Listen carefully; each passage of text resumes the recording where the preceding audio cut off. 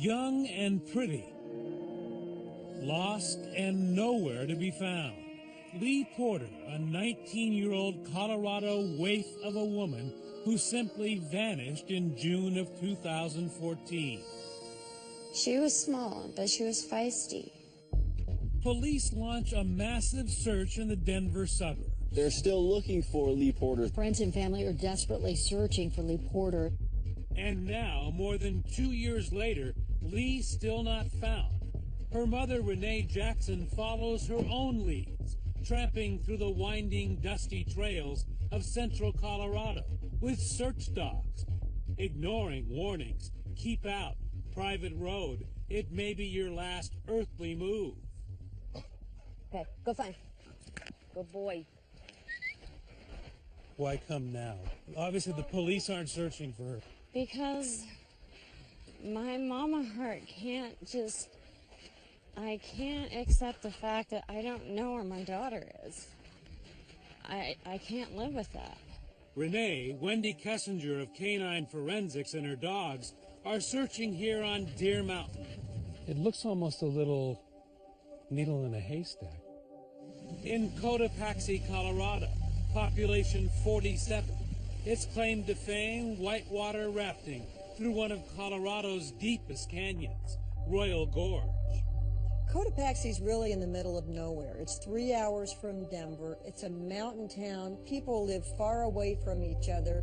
There's barely a stoplight, and the main hangout is a general store, which is also a gas station, and it's also the only restaurant in town. It's also where the vivacious teenager grew up, a future as bright as her personality. She was an amazing young woman, kind of a joker. She loved her brother like crazy. She was very social. She had lots of friends. Among those friends, high school BF Mallory Nixon. She was very outgoing, very bubbly. You know, she could have met someone 5 seconds ago and she'd already feel like their best friend. At Cotopaxi High, Lee is an average student, more interested in the social scene than academics, hanging with the art crowd, deep into electronic music and concerts in faraway Denver. A small-town girl anxious to record her every move on her camera phone. She was kind of a selfie hound, which I used to make fun of her. Like, get that phone out of your face. But I'm glad she took as many as she did, for sure. Because now, it's all Mom has, memories. And as Lee moved away from the slow pace of Cotopaxi, the memories began to turn dark. A good girl, alone, now a 2-hour drive from family, quickly slipping into a world full of temptation and danger. Secretly dropping out of class here at Trinidad State College, and then moving in with an older man. I don't understand it. I don't understand what made her go to this person who was much older, and, you know, it's kind of bad news, so. He's 38. She's not out of her teens. Jessie Mine, a tattoo artist who Mallory Nixon says has a taste for tender young women and hard drugs. She wasn't involved in drugs at all before she met him? Not before she met him, no. And then how bad did it get? It got bad right away. We were going to a concert together, and as we were driving up to Denver, she said, I did heroin for the first time, and I am hooked on it. What did that say to you? It broke my heart. It really did. While all this is happening, Lee's heart is broken too, by another man, a man she's closer to than any boyfriend, her older brother, Max. She was basically like my best friend. We did everything together, listened to the same music, did the same things, fought like brother and sister all the time, and we were really close. We were able to go to each other and talk to each other about everything. But when Lee needed her brother most, just as she's meeting the older man, Max not expecting the downward spiral to come, moves to California to open his own business. She got really depressed, and then she met Jesse. He's a 38-year-old guy. So she was attracted to this older man? Yes, but he lied about his age at first, and then later, after they clicked, then told her. Was there a certain vulnerability about your sister that perhaps allowed this to happen? She lets people in really easily, so if you show any affection or care, she'll most likely open her arms up to you. Lee Porter knew her life had taken a turn for the worse, desperately looking for a course correction. Her friend Mallory says in the days before Lee went missing, she was struggling to kick a heroin habit, attending Narcotics Anonymous. She said she wants help, but she doesn't know what to do. She doesn't know who to go to because she didn't want to leave Jesse. Was she getting out of it, do you think? Oh, she definitely was. The day before she went missing, I saw her down in Pueblo, and she had been off of it for 3 days. The trouble in Lee's life is about to get worse. Jesse breaks up with her, packs his truck, and moves east, leaving Lee with no place to live. She packs her car and heads north to Denver with no real plans. So Lee starts looking for help on social media, telling a Facebook friend, "I'm about to be homeless." And then, as her brother finds out, she just drops off the grid. I knew there was something wrong right away because I couldn't get a hold of her.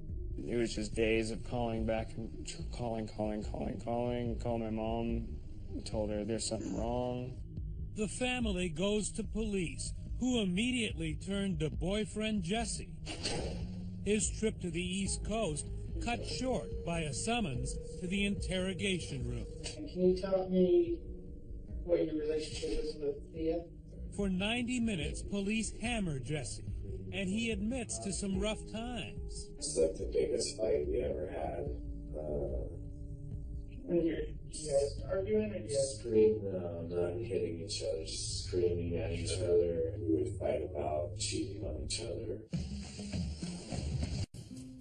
The matching piercings, body art, and heroin, not enough to keep teenager Lee Porter's passionate 6-month relationship with Jessie Mai, nearly twice her age, alive. And I fell in love with her, man. Fell for her hard. Police have some tough questions for Jesse, who tells them in the interrogation room that despite the breakup, he still had plans to marry Lee in the future. I told her when I left that if she got help, if she got clean, then I would love to come back and marry her. Jesse tells the cops he last saw Lee when they parted ways at this motel parking lot just outside Denver. He describes a dark scene, saying Lee was distraught and maybe thinking of taking her own life. She begged me not to leave. She talked about killing herself. She didn't have anything left to live for. He says he was heading to his parents in Maryland to get off drugs. She was off to Denver to crash at a friend's house. But right after they separate, Jesse says something weird and completely out of character happens. Lee, the girl who is always on her phone, suddenly stops texting him. So, that first night, I was worried, but not too super worried, thinking maybe she's just mad at me. And then the following day, when Max called me and said, "Yo, dude, where's my sister?" That's when I was like, something bad is happening. Bad because Jesse says Lee always takes Max's calls, no matter what. She would stop during sex to answer a phone call from her brother. Is that right? It was like that. It caused fights a few times. So they would communicate how often? Every day. Jesse appears cooperative in the interrogation, but admits Lee's family has their doubts about it. Maxon convinced them all that I was not to be trusted. I was the devil. Back home in Cotopaxi, her mother, Renee, is running down another lead. It's a mom on a mission. Since Renee pays Lee's phone bill, she examines her daughter's call log and begins phoning every number on the list. This one number kept popping up over and over, and it was Christopher Wade, and I had never heard that name before. Christopher Wade, a tall and slender 23-year-old. He, too, is from Cotopaxi and went to high school with Lee, where he was a top student, but was often bullied and teased. He joined the military in an effort to toughen up. Now Wade is taking jiu-jitsu for self-defense. But talking to Christopher Wade only brings heartbreak for Renee when she learns he's been Lee's self-appointed accountability partner, a kind of sponsor to help her stay off drugs. That was the first time I heard that she had been on the drugs. It was from Christopher. It seems Lee might finally have found a safe place. Christopher tells Renee Lee was with him at his apartment the night she disappeared, but that she left abruptly without explanation. He told me that she had gotten a notification on her phone late that night and left. Christopher Wade says he hasn't seen her since, but this is another man the cops need to talk to, paying him an immediate visit. Westminster Police Detective Matt Calhoun is in charge of the case. What does he tell you? They had been conversing back and forth, and he had offered to let her stay at his apartment for a couple days to try and get her feet under her. Just concerned that Lee was suicidal. Did he seem like he was anxious to help, or? Yeah, he really was. He really wanted to help find Lee, and he's really concerned about her, and he wanted to do anything he can to help us. Just like Lee's boyfriend, Jesse, Chris Wade is extremely helpful, full of detail and concern. After interviewing these guys, police aren't yet convinced Lee is a victim. It's possible she's just a runaway. We don't know what happened up to this point, and we can't prove that even a crime happened at that point. Wade even joins the search, pleading for her safe return online and on the local news. Tried texting her, I tried calling her, left her some messages on Facebook, and haven't heard anything back from her. Lee's family is busy too, plastering missing posters all over the Centennial State. Now desperate, they turn to the public to plead for Lee's return. I don't want anybody to hurt her. I just want her to home safe. She's just a little tiny little thing. If she's out there somewhere, please come home to us. We need her. Everybody needs her. Lee's brother Max is back from California and starting to stew, feeling like the authorities aren't keeping him in the loop. They wouldn't tell us anything throughout this whole thing. They were really vague. No sign of Lee and no leads, until lo and behold, Lee is spotted at a Boston market in line for some chicken. She's in shorts and flip-flops, seemingly unharmed or distressed, but with a mystery man buying her life. Right now, Westminster Police hoping you can help find this missing 19-year-old. Missing nearly a week. She hasn't been seen for Her family hasn't heard from Lee Porter since Thursday. 7 long days since anyone has heard from Lee Porter. Last known whereabouts, this apartment complex, rented by an old high school classmate and Facebook friend, former military helicopter mechanic, 23-year-old Christopher Wade. Porter and Wade went to the same high school. Porter went to visit Wade at his Westminster apartment and then was never seen again. He seems touched about her disappearance on TV. I don't really have very many friends. Friends I do have, I'm very loyal to. So even losing one is a heavy blow for me. With Christopher's permission, police search his tiny 2-bedroom apartment where he lives with another Army vet, but it's less bachelor pad and more like female repellent.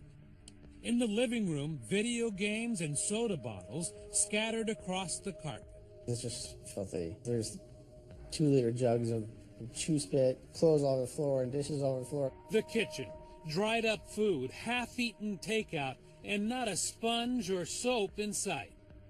It was hard to be in that apartment. It smelled pretty bad. But worst of all, Christopher's bedroom, a chaos of clutter. Clothes, coupons, computers, and camouflage cover the floor. It was just in disarray. Twin mattress on the floor with no sheets and then no pillowcase.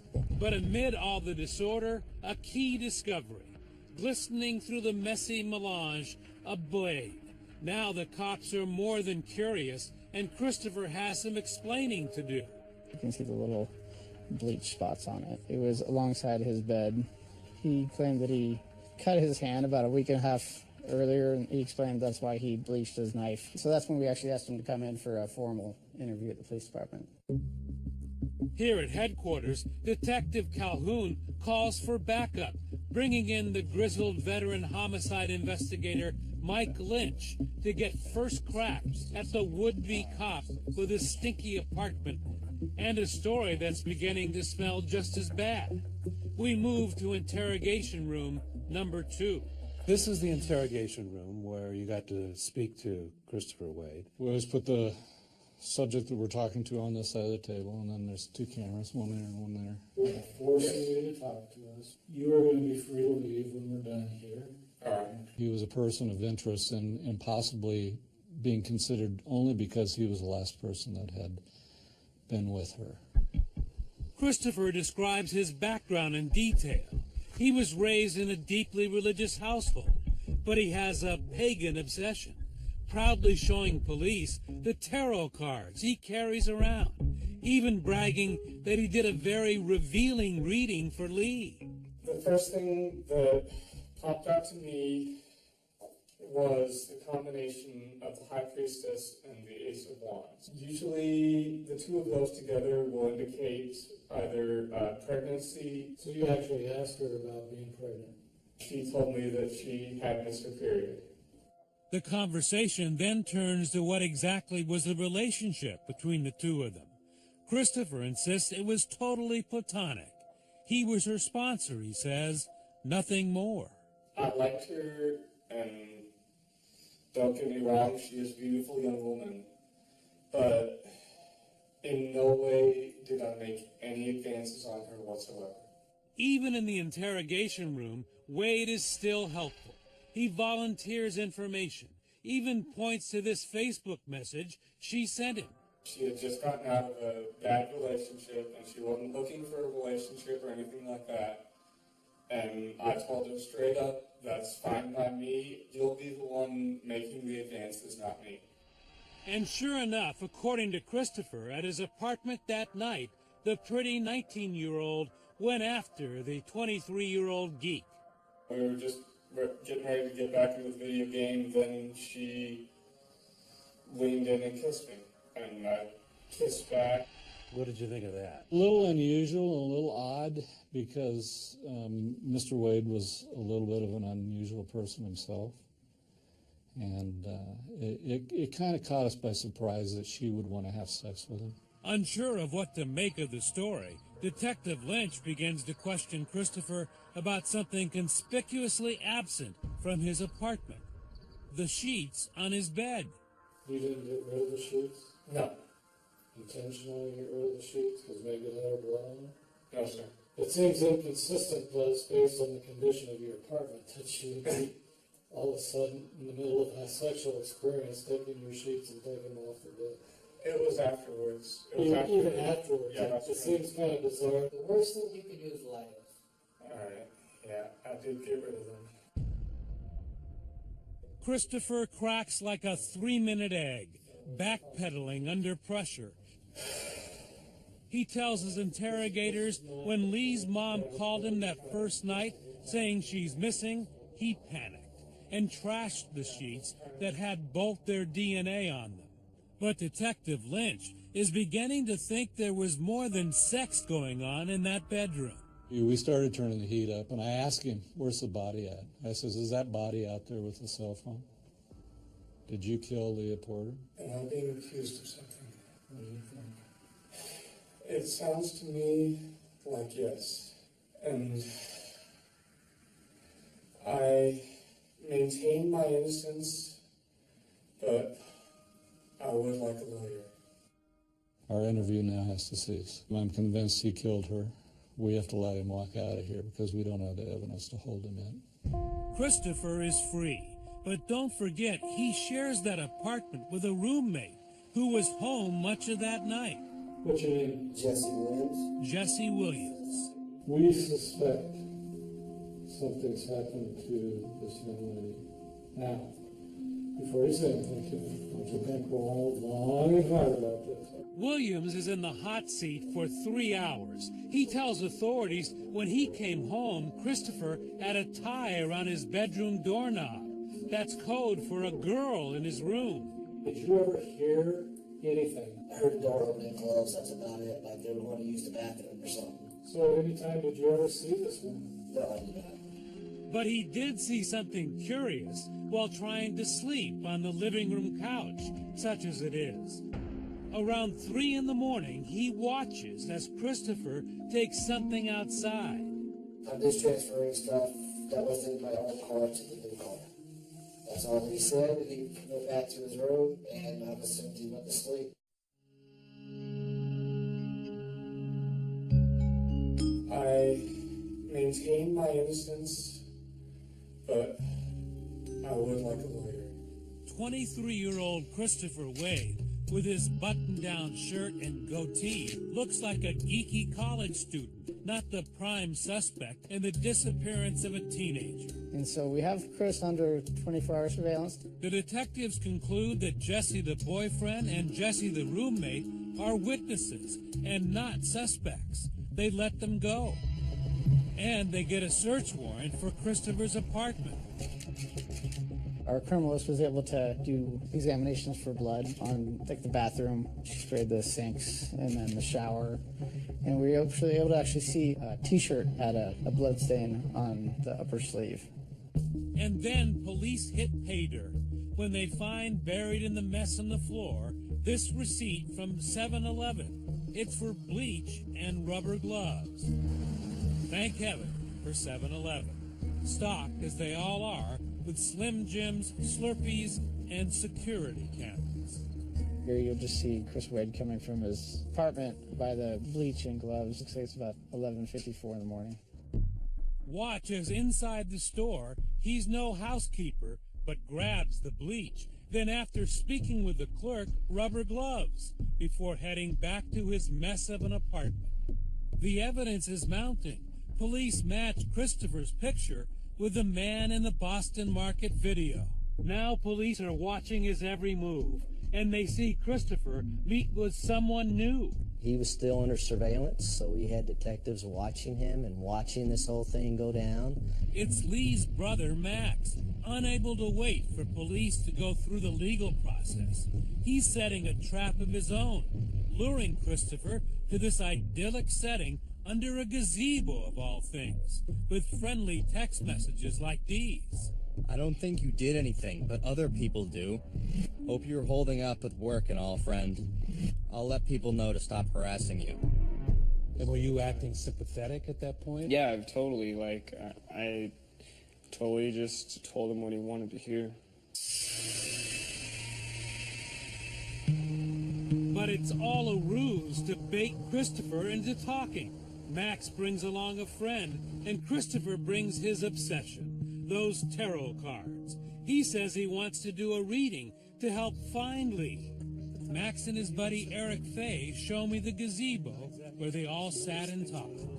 Where is he sitting, and where are you guys sitting? Yeah, Chris was sitting about right here, and we were all sitting on this side. Max is getting impatient while Chris rambles on about those cards. Again, I'm seeing no intention of physical harm towards Lee in this. And then, in a genius move, Max secretly records the conversation on his phone. 2020 has obtained the actual audio. Chris, look at me right in my eyes. Dude, where is she? I do not know. And then it went back and forth like 10, 20 times. I know, no, no, I don't. You know, no, I don't. Where is she right now? I do not know. You know what happened. Look, okay. You need to tell us right now, dude. I need my sister back, dude. I'm gonna kill myself without my sister. Chris. Yeah, I know. Where is she? And eventually he cracked. Look. You have every right to be angry with me. You know if she's alive or if she's dead. You know. I do. Christopher, for the first time, admits right here, far from the windowless interrogation room, under the lattice of a gazebo in front of Lee's brother, that he killed the teenager in trouble, claiming he did it in defense, self-defense. They went out to eat, she came back, they had sex, then she wanted drugs, so she took his knife and tried to stab him for drug money. Here are Christopher's own words. I turned, grabbed her, then stepped forward and twisted her around so that her body was in between me and the knife. Then I placed my hand at her throat. I didn't start squeezing until after she kept going. I told her, How "Drop the long knife, did you please." squeeze her throat? Until what happened? I thought that her muscles would relax when she went unconscious, and that I could gradually move the knife away and let her go and let her regain consciousness, but that didn't happen. What are you thinking as this is going on? I flipped out. I freaked out. She wouldn't try to stab you, dude. She would never try to do that. Lying sack. I know you won't believe me, but I will be turning myself into the police. I will tell them No, you're going to exactly. jail right now. You're going to prison right now. Where do you think you're going, man? Christopher is not going far, unless he has a paddle. The gazebo is surrounded by water. He wants to leave and turn himself into the cops the next day. Max, just hearing a horrific first-hand account of his sister's murder, would have none of that. You think I'm just going to let you walk away and drive away? You killed my sister. No, wait for it. That last sound you heard, that was Max pouncing on Wade and delivering a little brotherly love in the form of a fistful of personal punishment. And I made sure that Max got at least one good shot in on his face before I grabbed him and pulled him off. I wanted to jump over this bench and go at him myself, definitely. But I wanted him to rot more than that. You wanted him in prison. I want him to suffer in there. An amazing scenario that I've never seen in 25 years of being a prosecutor, where a family member confronts a suspect and essentially gets a confession out of the suspect. That's just the beginning. When Max and Eric call 911, they make him repeat the story on tape for a second time. The killer doing the talking. This is something you don't hear every day. 911. Yes, I'd like to confess to a murder. Okay. What happened? The case is for the disappearance of Lee Porter. But surprise, there's no need to summon the authorities. They've been watching the whole time. Detective Matt Calhoun is back at headquarters. And we hear from the surveillance units that Max had just punched Chris in the face. As the cops come out of the bushes, Max is still making calls, this time to his mother. He was hysterical, and he told me that Lee was dead. And that Christopher admitted to killing her. I actually almost wrecked on the freeway. This is her 911 call, a mother in hysterics. Westminster 911, where's your emergency? Oh my God! Ma'am, can you take a deep breath? What's your name? My little baby. Christopher Wade just admitted he killed her.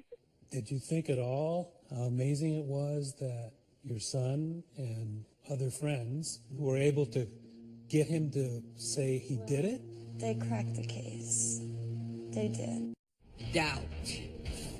That's how you get away with murder. Every week, Viola Davis teaches the secrets of crime on how to get away with murder. While in suburban Denver, this real professor hits the chalkboard teaching criminology to would-be police. We teach everything from interview interrogation, report writing, crime scene management, forensics, you name it. So how does that help if someone doesn't want to do good, but they want to do bad? If you want to learn how to clean up a crime scene, some of the challenges police have in making sure that all the evidence is acquired, these are things they're learning. And guess who was in the front row, acing the class? Christopher Wade. He had some amazing analytical skills and was sharp as a tack. Book smart, but oddly unable to connect, especially, Wells says, with half the population. He was challenged when it came to even speaking and finishing a sentence with a young lady. Still, Wells says he was a gifted but awkward student, top of the criminal justice class honor roll at Little Everest College, dreaming of solving tough cases like the one he is headlining now. Police arrested their neighbor, Christopher Wade, for the murder of Lee Porter. Back in the interrogation room, a quick frisk and a jab from the real cops about Wade's lifelong dream to be on the other side of the law. I didn't miss anything, did I? You tell me, right? You didn't miss anything. Sitting down with his lawyer and the cops he wanted to be like, Wade tells them his story of a struggle. I asked her to stop struggling. A knife and Lee's death. I was the only witness, as well as the person that not murdered her, but was responsible for her death. But what he did afterwards convinces police this was no accident. Wade didn't call 911. Instead, he took steps to hide Lee and the crime that caused her death. I reclothed her, and I placed her on the bed, and then I took a duffel bag from my closet.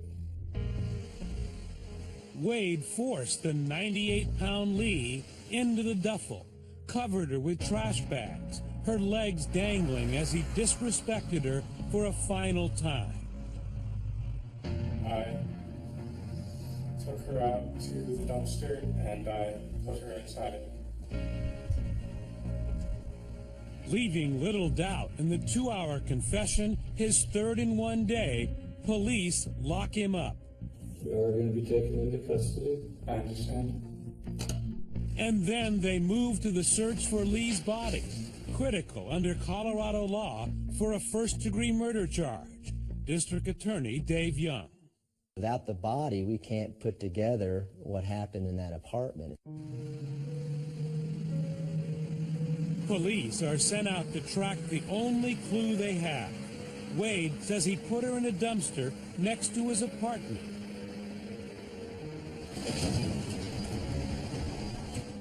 Lee's mother took us to it. He says he put her body in this dumpster right here.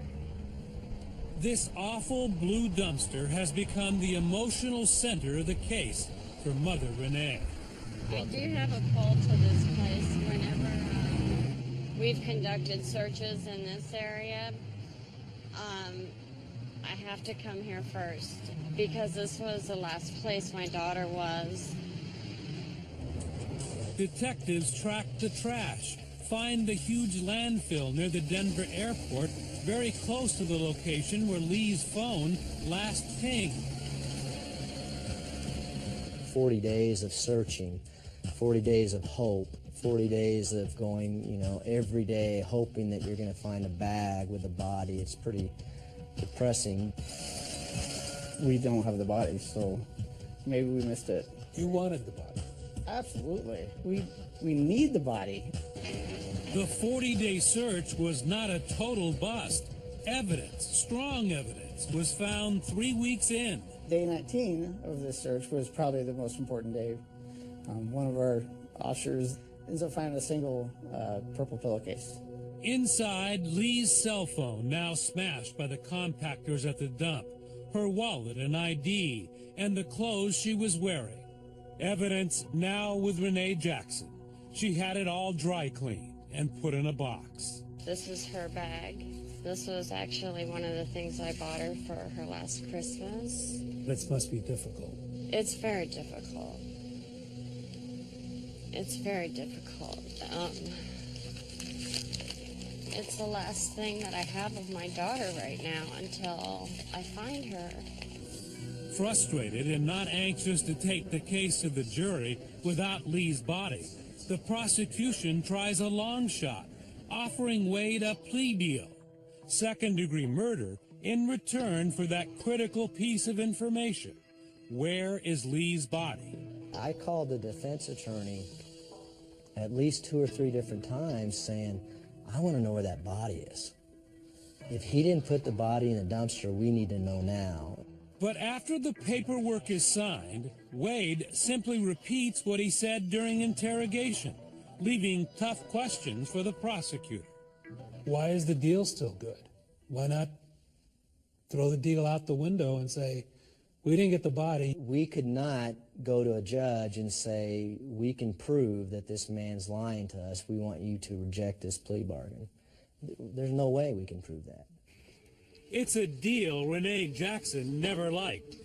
She rejects that this could have been an accident and thinks Wade had been fantasizing about raping and killing a young woman for years.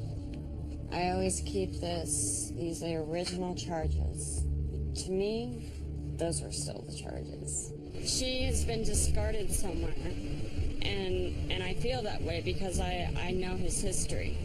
A history confirmed in the police reports. Listen to what Wade's own mother told police during their investigation. She actually admits Wade told her he had planned a murder before.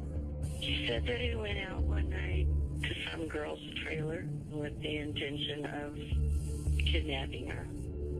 Wade's military records indicate it's fantasies like this that got him discharged from the Army. They thought that he was going to go cause the death of a girl. So people knew in advance and didn't act. I mean, they dropped the ball all over the place. And then my daughter was his. Freshly barbered and shaved, prisoner number 170598, Christopher Wade. Sentenced to 5 decades in state prison, release date 2062. Time served here, 11 months. He's at the Sterling Correctional Facility. It's a serious prison. It's so secure that we can't even bring our camera in. But we can bring a tape recorder, and you'll get to hear his story. We are granted 3 hours with Wade, who has grown his hair and beard while in custody. He got right to the point. It was June 2nd of 2014. Over and over, Wade stuck to his story that the 98-pound Lee attacked him with a knife he kept by the bed. You could easily either take the knife away from her, throw her to the bed and run, do anything short of killing her. And I will admit that that is what I should have done. Wade agrees his story may not make sense and admits to one glaring inconsistency. Remember the 911 call from the park where he confesses for the second time? He does not call it an accident then. 911. Yes, I'd like to confess to a murder. You knew the difference between saying I killed her and I murdered her. Yes. Your first words in 911 are, I've murdered somebody. Yeah. Wade says he didn't want to inflame Lee's brother, who had just punched him, by calling her death accidental. But why did he confess at all? Wade says it was all in the tarot cards. The cards were saying to me that my guilt over that would destroy me unless I let it out. And he says those cards also told him to kill himself. He never told police this or Max, but his plan, he says, was suicide. The reason that I didn't commit suicide was that Lee's spirit came to me and told me not to. But even with all that guilt and his year in prison, he's of no help in finding Lee's body. I told the police what I did with her body, which was to throw it in the dumpster. She doesn't deserve to be just tossed away like a piece of trash. Like, she doesn't. Wade denies studying criminology to commit the perfect murder, but says it did help him a bit in the interrogation room. I kind of knew what to expect in their line of questioning. His favorite professor at the storefront college, Robert Wells, isn't buying it. His efforts to clean and purge the crime scene, those are things he could have learned right there in my class. This hits you hard that he may have learned something in your class. How could it not? For 2 years, Renee Jackson has not given up the search. She's still out there with little help, looking for her lost Lee. Just 98 pounds in life, but now a heavy weight on her heart and soul. I look forward to the day that I get to meet my daughter. But in the meantime, I'm going to try and find her. That mother still grieving, still searching, and our question for you at home tonight, could you have done what that heroic brother did, playing it so low-key while trying to get the killer's confession on a cell phone recording? Let us know on Facebook or Twitter. Use the hashtag ABC2020. Thank you so much for watching tonight. I'm Elizabeth Vargas. And I'm David Muir. From all of us here at 2020 and ABC News, thanks for watching tonight. Have a great weekend.